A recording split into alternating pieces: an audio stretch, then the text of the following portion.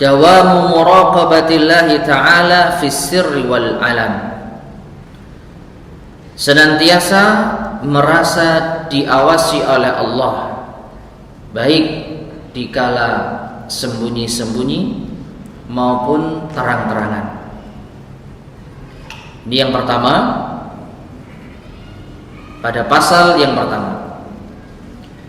Jadi seorang alim terhadap dirinya sendiri ada 12 adab. Yang pertama, hendaknya ia senantiasa merasa diawasi oleh Allah, baik ketika sendiri, ketika sembunyi, maupun ketika terang-terangan di hadapan khalayak ramai. Kemudian di sini Al-Imam Ibnu Jamaah menyebutkan wal muhafadzatu ala khaufihi, dan ini termasuk senantiasa menjaga untuk memiliki rasa takut kepada Allah. Ma'asyar muslimin rahimani wa rahimakumullah, kita merasa diawasi oleh Allah Subhanahu wa taala, itu artinya kita senantiasa menumbuhkan rasa takut kepada Allah Subhanahu wa taala. Jangan-jangan apa yang kita lakukan mendatangkan murka Allah. Jangan-jangan apa yang kita amalkan mendatangkan marah dari Allah Subhanahu wa taala. Rasa takut kepada Allah tidak akan mungkin bisa tumbuh tanpa kita merasa diawasi oleh Allah Subhanahu wa taala. Orang yang tidak merasa diawasi oleh Allah, maka hidupnya akan senantiasa tidak beraturan, tidak peduli. Mau melakukan apapun dia tidak takut kepada Allah Subhanahu wa taala. Karena dia tidak merasa diawasi oleh Allah Subhanahu wa taala. Maka dawamu muraqabatillah, senantiasa merasa diawasi oleh Allah, ini termasuk di antara cara bagi kita untuk senantiasa takut kepada Allah Subhanahu wa taala. Fi jami'i harakatihi, dalam setiap gerakannya, wa sakanatihi, maupun diamnya, wa aqwalihi, ucapannya, wa af'alihi, dan perbuatannya.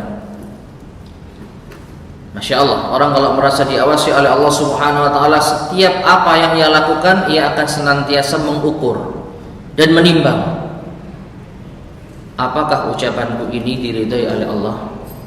Apakah gerakanku ini diridhai oleh Allah? Apakah perbuatanku ini dicintai oleh Allah? Bahkan diamnya kita pun kita pertimbangkan. Kita ini diam, tidak berucap, tidak melakukan apa-apa, apakah diridhai oleh Allah Subhanahu wa taala? Nah, ini bisa tercapai apabila kita merasa diawasi oleh Allah Subhanahu wa taala. Fa innahu amin, karena orang yang berilmu dia adalah orang yang amanah, memegang amanah. Atas apa? Ala ma'uda'a minal ulum, atas apa yang telah dititipkan kepadanya berupa ilmu. Allah titipkan kita ilmu, lalu kita khianat dengan ilmu kita. Apa yang telah Allah berikan kepada kita pengetahuan tentang halal haram, lalu kita mengkhianatinya, maka tidak pantas bagi seorang yang berilmu. Meskipun kita akui setiap kita pasti pernah jatuh pada kesalahan, tapi paling tidak kita usahakan, upayakan, ya, jaga ilmu kita, jangan sampai kita menjadi bumerang. Ilmu yang kita pelajari malah menjadi bumerang.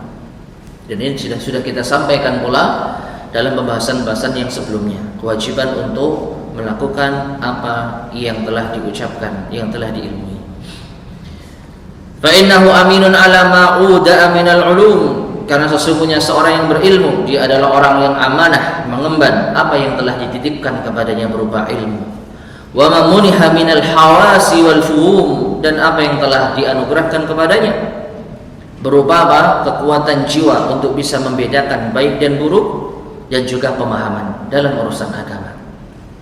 Nah ini, jadi Allah Subhanahu wa taala telah anugerahkan kita ilmu, kemampuan berpikir, pemahaman, lalu kita khianati dengan tidak merasa diawasi oleh Allah, melanggar apa yang Allah larang. Ini tidak patut. Bagi seorang yang berilmu tidak patut melakukan hal semacam itu.